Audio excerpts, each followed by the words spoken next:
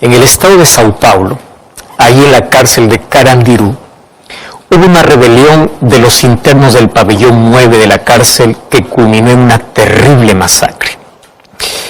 Ese conflicto se realizó entre presos y policías. ¿Cuál fue el resultado? 111 muertes. Sabes que ese fue un día de tragedia. Pero ¿sabes que hubo una rebelión que involucró a muchas más personas que en este conflicto que hubo en Carandiru? Una rebelión universal con efectos catastróficos en todos los sentidos, solo que esa catástrofe llega hasta nuestros días. Nadie de nosotros va a olvidar lo que ocurrió en diciembre del año 2019, cuando todos nos estábamos preparando para un buen año, para recibir un nuevo año. Fuimos sacudidos por aquella noticia que amenazó con la vida de toda la humanidad. Escuchamos por primera vez la aparición de una pandemia llamada COVID-19. Trajo tanta crisis, tanto dolor, y cada día está llevando a miles de personas a la muerte. Así quiero decirte que la primera pandemia ocurrió hace miles de años, cuando en un lugar perfecto apareció por primera vez la mancha de pecado que comenzó a contaminar a los ángeles en el cielo, luego contaminó a los seres humanos aquí en la tierra, y esta pandemia de pecado lleva también hoy a miles y miles de personas cada día a la muerte eterna. Una rebelión en el cielo o una pandemia llamado pecado rompieron la armonía del universo perfecto que había sido creado por Dios. Y allí nace la pregunta, ¿cómo apareció el pecado? ¿Cómo apareció? ¿Cómo apareció Satanás si Dios creó a todos los seres perfectos? A nadie creó con el mal en su corazón. Tú sabes que la Biblia presenta el origen y el fin del mal. Y hoy quiero contarte lo siguiente. Todos los seres celestiales reconocían a Dios con lealtad y amor. Es decir, en el universo había una armonía perfecta. Ahora, misteriosamente, el mal comenzó en el cielo. ¿Y cómo comenzó? En un ser creado por Dios totalmente perfecto. Dios creó a los ángeles con libertad y voluntad para poder servir a su Creador. Sin embargo, hubo uno de ellos que pervirtió esa libertad. ¿Cómo lo hizo? Él se independizó contra Dios, o se independizó de Dios y se rebeló en contra de Dios. En la Biblia nosotros encontramos cómo se usa la figura de los reyes de Tiro y de Babilonia para poder mencionar cómo comenzó el pecado. Hay dos textos que declaran de manera perfecta. El libro de Isaías capítulo 14, versículo 12 al 14, allí dice, ¿cómo caíste del cielo, oh lucero, hijo de la mañana? Y cuando vamos a Ezequiel capítulo 28, versículo 12, dice, o el versículo 12 y 13, dice, tú eras el sello de la perfección, lleno de sabiduría y acabado en hermosura. En el huerto de Dios estuviste, te vestiste de las piedras más preciosas. Tú, querubín grande y protector, yo te puse en el monte de Dios. Allí estuviste, en medio de las piedras de fuego te paseabas. Perfecto eras en todos tus caminos desde que fuiste creado hasta que se halló en ti maldad. A causa de la multitud de tus contrataciones fuiste lleno de iniquidad. Se enalteció tu corazón a causa de tu hermosura. Corrompiste tu sabiduría a causa de tu esplendor. Y yo te arrojaré por tierra, delante de los reyes te pondré para que miren en ti. ¿Sabes que el pecado comenzó en un ángel que tenía cualidades muy especiales? Aquí te menciono algunas. En primer lugar, era un querubín protector. Así dice. Ahora, ¿quién es un querubín? Un querubín es alguien que tiene una posición privilegiada entre los ángeles. O sea, ellos están directamente en la presencia de Dios. El libro de Isaías capítulo 37, versículo 16, dice que Dios habita en medio de los querubines. ¡Wow! Ellos están directamente en la presencia de Dios. Número 2, el texto dice que Él fue creado perfecto. Ezequiel capítulo 28, el versículo 15, dice, perfecto eres en todos tus caminos. Este ángel tenía un prestigio y su nombre significaba portador de luz. Y él tenía gloria. Claro que tenía gloria. Perfecto eras en todos tus caminos. Ahora, mira lo interesante. La tercera característica es que estaba lleno de hermosura y de sabiduría. Eso dice Ezequiel 28:12. O sea, antes de su rebelión, Lucifer era un ángel noble, era el primero en honra, su forma era perfecta, su porte era majestuoso, una luz especial resplandecía en su rostro y brillaba. Sin embargo, el orgullo, la envidia y el egoísmo corrompieron su carácter. En su egoísmo, él codició ser igual a Dios, quiso ser adorado como Dios. Isaías 14:13 dice, él dijo en su corazón, yo subiré a lo alto y ahí haré mi trono. Él deseaba el poder y la posición de Dios. Y allí en el cielo comenzó a contaminar la mente de los otros ángeles. ¿Y cómo lo hizo? Distorsionando el carácter de Dios. Diciendo que Dios es injusto, que Dios es arbitrario, que sus leyes no pueden ser cumplidas. Y que Él prometía libertad. Y eso fue como una pandemia, porque ese sentimiento iba contaminando rápidamente, que infectó la tercera parte de los ángeles en el cielo. Y desde ese momento se tornó en adversario. Y tú sabes que él tuvo muchas oportunidades para arrepentirse de su mal camino, pero su orgullo no le permitió retroceder. Y allí entonces ocurrió la primera guerra universal. En el libro de Apocalipsis capítulo 12, versículo 17, narra cómo fue esa guerra. Dice entonces, hubo una batalla en el cielo. Miguel y sus ángeles peleaban contra el dragón y sus ángeles, mas no prevalecieron. Y fue lanzado el gran dragón, la serpiente antigua que se llama Diablo y Satanás, el cual engaña al mundo entero, y fue arrojado a la tierra y sus ángeles fueron arrojados con él.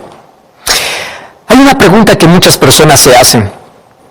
¿Por qué Dios no destruyó a Satanás cuando se rebeló? Y la respuesta es muy sencilla. Si Dios hubiese destruido a Satanás, se hubiese generado una duda en el universo. Y la duda sería, ¿por qué Dios lo destruyó?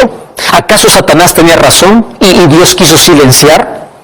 Por eso Él permitió que el tiempo pueda revelar ante el universo cuál es el verdadero carácter de Dios y la maldad que había en el enemigo. Pero ¿sabes una cosa? El pecado es un misterio.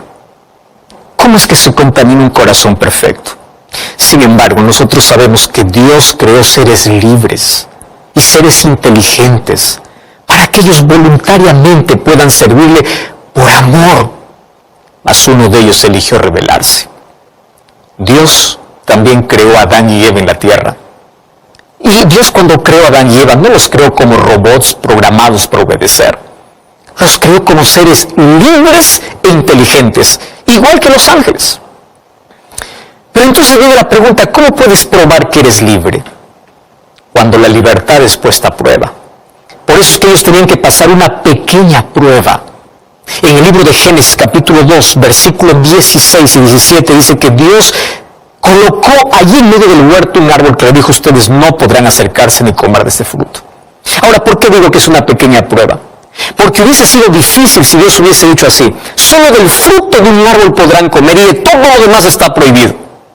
Mas ahora le dice, de todo podrán comer menos de uno. Ahora, esa pequeña prueba demostraría su lealtad y su amor para servir a Dios. Era la pequeña prueba de obediencia para hacer el uso inteligente de la libertad que Dios les había dado. Mas ellos fueron advertidos de que había un maligno. Y ellos sabían que solo había un lugar donde podría tentarlos, justamente en el árbol prohibido. ¿Cómo le gusta al ser humano acercarse donde está prohibido? ¿Cómo le gusta al ser humano tomar los mayores riesgos? Por eso terminan los lazos de la tragedia y de la muerte. Un día, Eva se separó de su marido y se acercó donde no debía. Y allí aparece el capítulo 3 de Génesis, los primeros 9 versículos, donde narra la triste historia de la caída del ser humano. Ahora, Eva jamás imaginó que Satanás iba a venir disfrazado en el animal más hermoso de la creación. La serpiente es uno de los animales más temibles por causa de la maldición después del pecado. Pero en el jardín del Edén, la serpiente era el animal más hermoso. No se arrastraba, ella volaba. Y ahora aparece hablando con Eva. Y Eva es seducida por el diablo, porque esa es la especialidad del diablo. Primero, disfrazarse en lo más bonito para luego seducir. Satanás hoy continúa con la misma estrategia. Y sabes que Satanás, él nunca muestra la cara. Él se esconde siempre detrás de lo que atrae y lo hace para luego seducir y llevar al ser humano a la muerte. Si quiere arruinar la vida de una señorita, puede seducirla detrás de un joven hermoso para que lo aparte de Dios. Si quiere arruinar la vida de un joven, puede aparecer detrás de una joven muy linda para separarlo de Dios. Satanás seduce a las personas a través de un lugar, de una persona, de un vicio. Todo aquello que te separa de Dios es usado por Satanás. Por eso tú puedes cortar todo aquello que no te ayuda a crecer, todo aquello que te impide estar cerca de Dios. Satanás apareció disfrazado y lo primero que colocó allí en la mente de Eva fue la duda. ¿Con qué Dios os ha dicho? Tú sabes que la duda siempre será una de las mayores armas de Satanás. Lo mismo quiso hacer con Jesús allí en el desierto de la tentación. Él, cuando se presentó a Jesús en la primera tentación, dice, si eres el Hijo de Dios. Cuando el Padre le había dicho allí en el bautismo, tú eres mi Hijo amado. Ahora viene Satanás diciendo, si eres el Hijo de Dios. Allí en el jardín del Edén, Dios había dicho que el día que coman del fruto van a morir. Ahora viene Satanás y dice, ustedes no van a morir. Es que el enemigo tiene una manera interesante de poder colocar esa semilla en nuestra mente y es a través de nuestros sentidos. Tú sabes que nuestros sentidos son las puertas del corazón y a través de los sentidos el corazón se llena. Ahora tú decides qué puerta abrir y qué puerta cerrar, porque todo aquello que entra por nuestros sentidos es aquello que está llena nuestra mente. Mira cómo allí en el jardín del Edén se usaron los 5 sentidos. Número 1 dice que Eva vio del fruto, vio. Número 2, escuchó la serpiente. Número 3, tomó del fruto, palpó. Y número 4, comió. O sea, los 5 sentidos. Ahora, Eva colocó su apetito por encima de la palabra de Dios. El pecado fue un acto consciente. Ella eligió creer a Satanás antes que a Dios. Ella aceptó la propuesta que la serpiente le dijo, ustedes serán como dioses. Ella se colocó de parte de Satanás al aceptar vivir independiente de Dios. Y eso es lo que hoy quiere Satanás. Eso es lo que hoy llena Satanás en la mente de miles de personas. Los seduce a través de los sentidos y les propone vivir lejos de Dios, una vida de libertinaje, una vida sin reglas. Una vida donde el apetito está por encima de lo que Dios dice, donde los sentimientos son más importantes que la palabra de Dios. Ahora quiero decirte una cosa, Dios no creó robots. Dios creó seres libres e inteligentes. Por eso en el nombre de Dios te digo, el mejor uso de tu inteligencia es usar bien tu libertad para escuchar la voz de Dios, para elegir vivir con Dios. Nosotros hoy tenemos la misma libertad para elegir lo que es mejor. Infelizmente muchos eligen un camino diferente. Muchos eligen rebelarse contra Dios. Ahora cuando el pecado entró en nuestro planeta afectó todo. Porque el pecado fue como un virus que fue transmitido rápidamente. La Biblia en Romanos capítulo 3, versículo 23 dice, por cuanto todos pecaron. Y cuando vamos a Eclesiastés capítulo 7, versículo 20, dice que no existe una sola persona que no peque. O sea, desde el momento que nacemos, ya cargamos en nuestra vida la inclinación de vivir independientemente de Dios.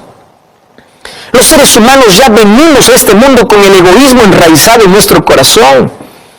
David decía allí en Salmos capítulo 51, versículo 5, decía, en maldad he sido formado y en pecado me concibió mi madre. O sea, nosotros venimos a este mundo ya con esa naturaleza pecaminosa. Ese es un virus que está dentro de nosotros. Y si no tomamos la medicina, morimos lentamente y eternamente. ¿Y tú sabes cuál es la única medicina para nuestro problema? Es Cristo. Sin Cristo estamos perdidos. Él es el camino y la vida. El pecado nos separó de la vida y nos colocó en el terreno de la muerte. Y si queremos vivir, tenemos que volver a Cristo, porque Él es nuestra única esperanza de vida. Nadie puede cambiar su naturaleza pecaminosa, a menos que no permita que Cristo lo haga. ¿Tú sabes que el pecado afectó totalmente al ser humano? El pecado afectó el intelecto humano, afectó las emociones humanas, las motivaciones, la conciencia, la voluntad, afectó la vitalidad. Por eso es que el pecado es el virus mortal que destruye vidas, destruye familias. Y si el ser humano no busca la medicina que es Cristo, comienza cada día a morir lentamente, porque el pecado te esclaviza. El pecado te enceguece.